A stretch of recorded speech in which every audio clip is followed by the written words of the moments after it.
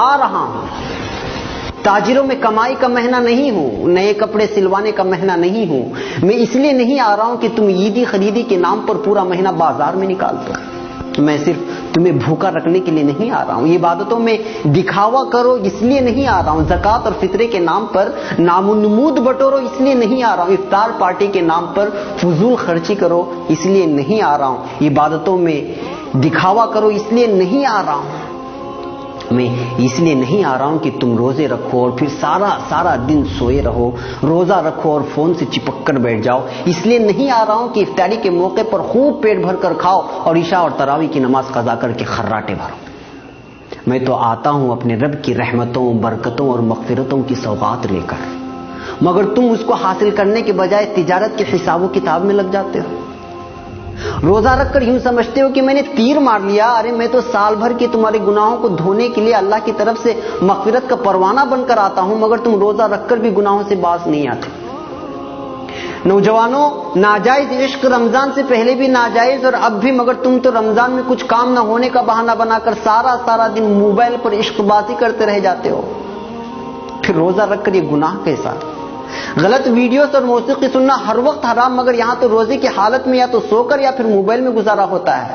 میں اس لیے تو نہیں آیا. میں رحمان کی رحمت بن کر, غفار کی مغفرت بن کر آیا تھا, مگر تم نے تو میری رتی برابر میزبانی نہیں کرتے, اور جو کرتے ہیں میں قربان جاؤں ان پر.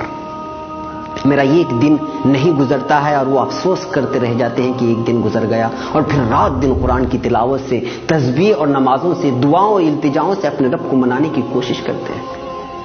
ہر پل وہ اپنے خالق سے اپنے گناہوں کی شکایت کرتے ہیں اور رحمتیں لوٹتے ہیں, برکتیں حاصل کرتے ہیں, مغفرت کے پروانے اپنے نام کر لیتے ہیں. میں آتا بھی اسی لیے ہوں, تم بھول مت جانا. میں جب تمہارے آنگن میں قدم رکھوں گا تو میرا ہر لمحہ ہزاروں لمحوں سے بہتر ہے, کیونکہ میں ایسا مہینہ جس میں ہر لمحہ اللہ کی رحمت برستی ہے. میں کبھی تم کو روزہ بن کر آواز دیتا ہوں, کبھی افطاری کی دعا بن کر, کبھی سحری سے تھوڑی دیر قبل اٹھ کے اپنے رب سے التجا کر کے اسے منانے کی درخواست کرتا ہوں, کبھی رحمت کے 10 دن دیتا ہوں تو کبھی مغفرت کے, اور کبھی جنت و جہنم کی خلاصی کے دعا کے لیے 10 دن تمہارے حوالے کرتا ہوں, مگر تم مانتے نہیں.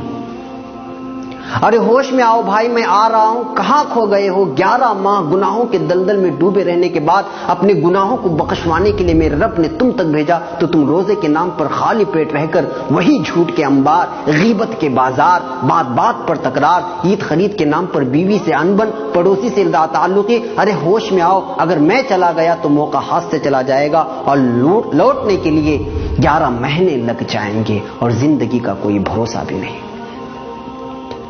کہ اگلے رمضان تک تمہاری سانس چلے کہ نہ چلے. پاگل نہ بن, تیاری کر میری میزبانی کی اور میری مہمانی کی. دل سے کر, خلوص سے کر, دکھاوا میرے رب کو منظور نہیں. جو بھی کر تنہائی میں اٹھ کر اللہ سے التجا کرتے ہوئے کر. ابھی سے مانگنا شروع کر, کیونکہ نیک اعمال کا کرنا بھی اللہ کی توفیق سے ہوتا ہے. میری میزبانی کا مطلب یہ نہیں کہ گھر میں کھجور اور افطاری اور سحری کا راشن جمع کر لے. میری میزبانی کا مطلب ہے نماز, تراویح, تلاوت قرآن, گناہوں سے اجتناب, جھوٹ, غیبت, فحاشی, ناجائز عشق بازی اور بازاروں کی زینت بننے سے خود بھی بچنا, اور گھر کی خواتین کو بھی اس سے باز رکھنا. میری میزبانی ایسی کر کے تیرا رب تجھ سے راضی ہو جائے, اور جب رب بھی راضی ہو جائے تو اس دنیا سے کیا مطلب جو ایک دھوکے کا گھر ہے. جی ہاں, دھوکے کا گھر.